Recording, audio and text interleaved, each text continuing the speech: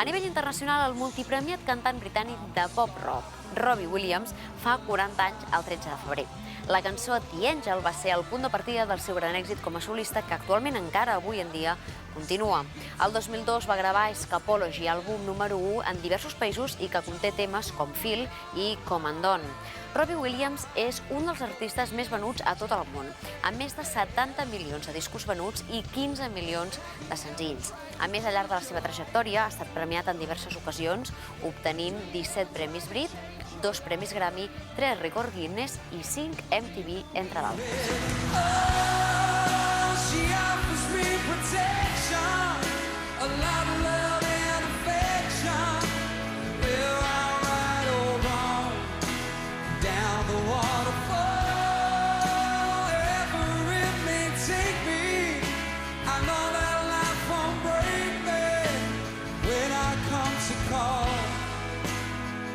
She won't forsake me. I'm loving angels instead. Wow.